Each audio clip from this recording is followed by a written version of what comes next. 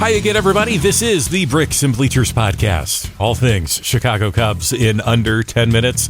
Opening day round 2 is in the books. Games all across the league yesterday.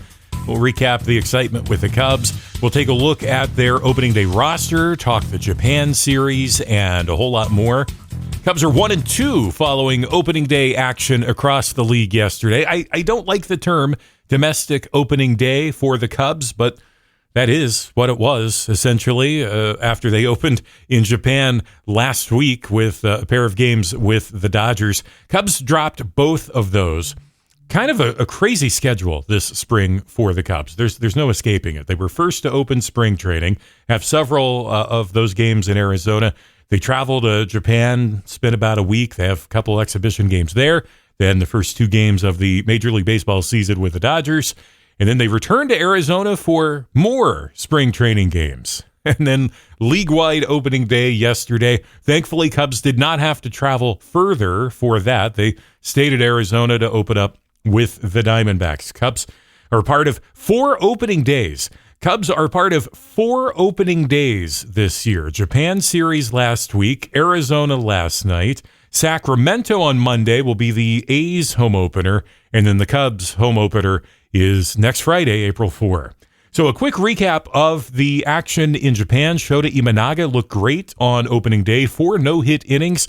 But, starters, they don't go too far into games this early in the year. They need plenty of time to get warmed up.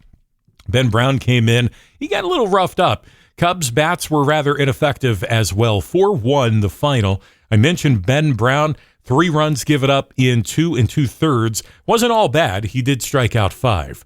Next day, Cubs offense a little more lively, although the same could be said for the Dodgers. Justin Steele turned in 4 innings. Not his best work. Gave up 5 runs over those 4 innings. Cubs could not catch up to the Dodgers, eventually falling 6-3. Ryan Presley, the new Cubs closer, excited to see him this year. Acquired from the Astros in the offseason. He made his Cubs debut, and it was a little reminiscent of what we saw in 9th innings early last year. It was shaky. It was uneasy. He gave up 3 walks, but was able to escape without giving up a run. Justin Steele with back-to-back starts. He was also on the mound last night in Arizona. He outdueled Zach Gallen. Gets credited for the win last night. 10-6, Cubs take it. Nico Hoerner in the lineup after skipping the Japan series. He needed that extra week of rehab. That proved to be just enough to get him ready for league-wide opening day. Except for Dansby Swanson, every Cubs batter in the starting lineup got a hit last night. More on the rest of the Arizona series coming up.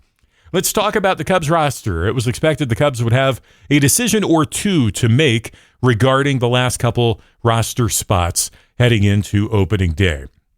Pretty much works out in the best way possible with a flurry of moves yesterday. We saw a lot of guys ending up on the injured list. Now, you never say that guys going to the IL is a good thing, but in this case, it allows the Cubs to hang on to everyone that they really wanted to hold on to. The only real move came in the DFA world of Cody Poteet being designated for assignment to free up a spot for Brad Keller. Poteet acquired from the Yankees in the offseason trade involving Cody Bellinger. That move did not look great in real time. It looks even worse now. Certainly just a pure salary dump, and it's baffling that a player of Cody Bellinger's caliber can be acquired for essentially nothing.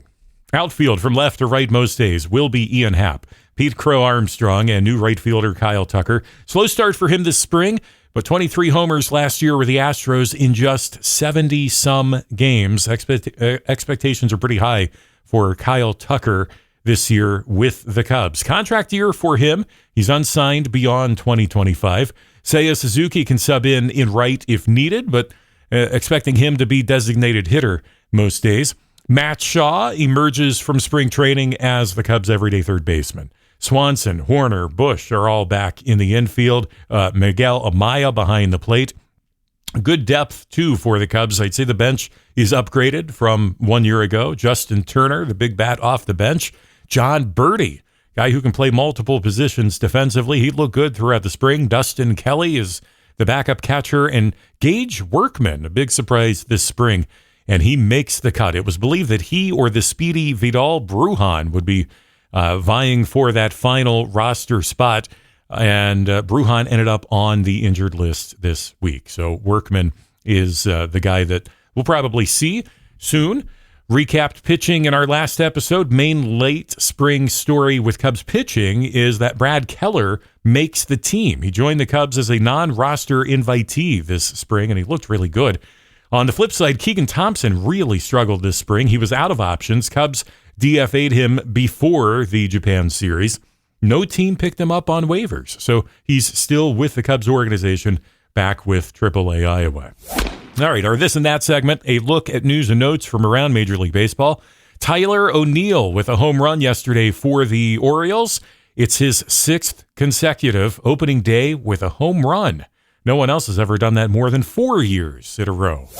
Probably wouldn't have guessed this, but the best opening day pitching performance happened in Washington, for Washington.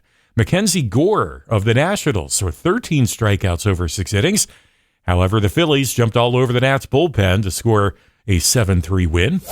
Cam Smith was the Cubs' top draft pick last year. He was traded to the Astros in the offseason in the Kyle Tucker deal. Smith looked good this spring, ended up making the team. He was in the starting lineup and recorded a hit in his MLB debut yesterday. Went 1 for 3 after playing in just 32 minor league games. Really cannot make it to the majors much faster than that. Now back to the Cubs. It's a 4-game series this weekend in Arizona. Game 2 tonight at 9:40 Eastern. Jameson Taillon and Merrill Kelly, the starters. Solid matchup tomorrow night, 8:10. First pitch for Shota Imanaga and Brandon Pfaadt. Then Matthew Boyd gets the start for the Cubs in the series finale on Sunday. Another storyline from the spring centers on who would make the cut as the Cubs' 5th starter, and Ben Brown has emerged as that guy. Cubs really like his stuff, believe he has a high ceiling, and he is the 5th guy, at least to begin the year. I think we're going to see some fluctuation with the back end of the Cubs rotation as we head through the year for a number of reasons. Colin Ray was the other guy that was believed to have possibly taken that 5th starting spot. He's going to start the year as a bullpen guy. Craig Counsell says Ray will get several starts throughout the year for the Cubs. Think of Ray being in a role like Keegan Thompson or Javier Assad in recent years. A lot of action out of the bullpen. They plug him in the rotation with no problem as needed. Assad is still with the team. He's coming back from an oblique injury. He had a pitching session last weekend. I think he's scheduled to pitch again today or tomorrow. They say he will probably be only missing a couple of starts, so early to mid-April for his return. Always enjoy making predictions as the season gets underway, just before or right around opening day. And let's go with a few more predictions here for the Cubs in 2025. I say Pete Crow Armstrong will have a breakout year. I say that is the most obvious thing. I think anyone who isn't expecting a big year from PCA has not seen him play. He's going to turn on the power. He's going to continue to be speedy, and he's going to make a gazillion amazing plays defensively. Really going to be fun to see him continue to develop. Tucker and Suzuki will also put up good years, and I say those 3 guys will carry the Cubs offense this year. Cubs rotation will take a hit. I'm not sure what it is, whether it's just a regression. An example would be Shota Imanaga after such a great year last year, having a step back this year. Or maybe they take a hit in the form of an injury, missing someone for a while. Whatever it is, I say the Cubs starting rotation takes a hit, but their depth will allow them to be okay. I expect a move or 2 at the trade deadline as well to help them make an October push. And I say that they will be playing in October, making the postseason for the first time in a while, outpacing the Reds to win the division. Cubs finished with 87 wins, 4 more than 1 year ago. You've got comments on those predictions. You want to make some yourself. Bricks Bleachers on X, add your thoughts. Subscribe so you never miss an episode. Spotify, Apple Podcasts, iHeartRadio, and more. All things Chicago Cubs in under 10 minutes. This is the Bricks and Bleachers Podcast.